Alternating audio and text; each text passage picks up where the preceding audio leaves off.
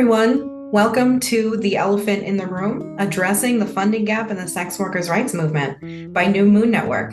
My name is Melody Garcia. I use she, her pronouns, and I'm the co-director of New Moon Network. And I'm Savannah Sly. I'm also the co-director and founder of New Moon Network, and it's great to be here today to talk to you about our work and also the issue of the sex worker rights movement. So New Moon Network, we are based in the United States, and we work in a couple of different areas.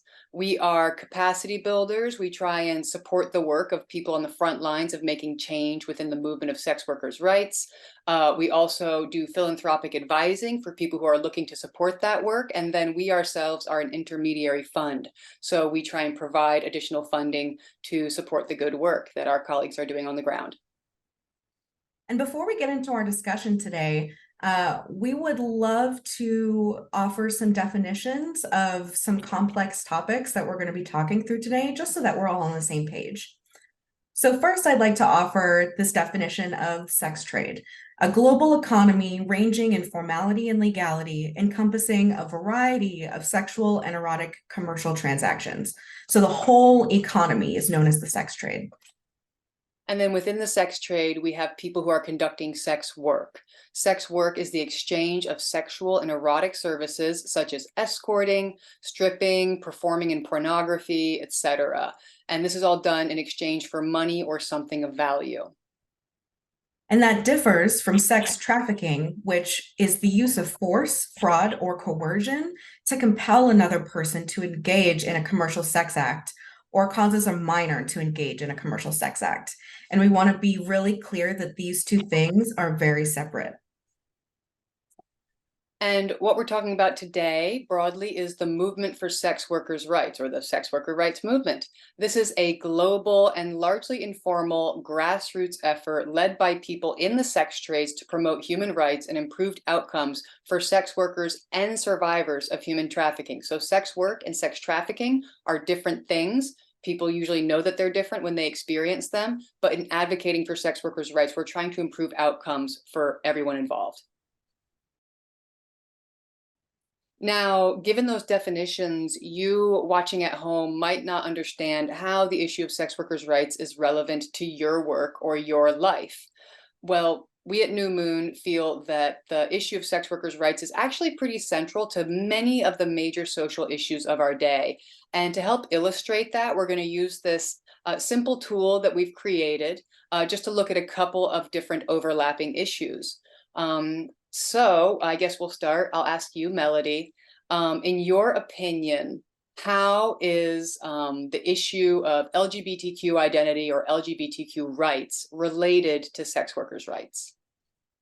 Yeah, absolutely. So due to discrimination, LGBTQ and particularly trans people face barriers to mainstream employment and are disproportionately represented in the sex trade.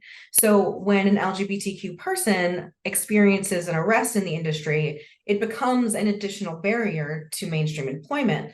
And thus, we at New Moon advocate for the decriminalization of sex work. And so the question I have for you, Savannah, is in thinking about racial justice and racial equity, how does that topic really overlap with and intersect with the sex trade? There's a lot to unpack there, especially when we're talking about policing, which you just touched upon when it comes to LGBTQ individuals. But I would actually like to take the opportunity to talk about the history of prostitution law in the United States, which has very deeply racist origins. Some of the earliest laws governing prostitution in the United States were meant to target and discriminate against people of color. For example, we have the Page Act, which passed in the late 1800s, and that was specifically designed to exclude women from China from immigrating to the United States, and that was done under the presumption that they would all just engage in prostitution, and they didn't want, the powers that be in the U.S. didn't want that intermingling of different races. So not only was it stereotyping of an entire cast of women, but it was preventing people from immigrating and restricting their mobility. Additionally, a little later, we saw an act called the White Slave Trafficking Act, known now as the Mann Act. It's still on the books, and that was specifically designed to prevent white women from traveling across state lines to have any type of relationship with Black men. And it was under the assumption that a white woman would never travel with a Black man over state lines unless she was being trafficked. And that law is still on the books. So by advancing sex workers' rights, we can start to address and erode these incredibly racist foundations to our laws. There are so many other issues connected to the issue of sex workers' rights. Here is an example of just a couple of other major issues of our day that we feel have direct ties to sex workers' rights. And we feel that when you overlook the issue of sex work, it's really hard to make meaningful, lasting gains in these other areas. So we use this model just to start to understand that concept. And caveat, we know this is a really simplistic model. It's a simplistic exercise. We know that in truth, all of these issues are interconnected and overlapping and frankly entangled. New Moon Network has been tracking the growth of the sex workers' rights movement in the US. And by our calculation, it's grown 1,000% over the last 8 years. Why is that?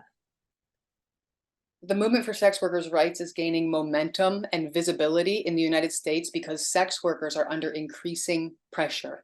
In their day-to-day lives, it is harder, more complicated, and more dangerous to be a sex worker than it generally has been since the advent of the internet.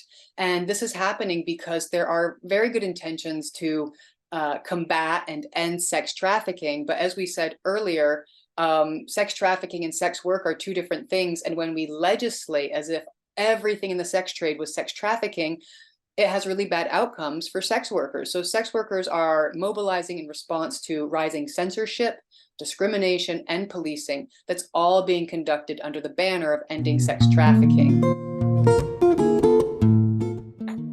So let's talk about the funding landscape.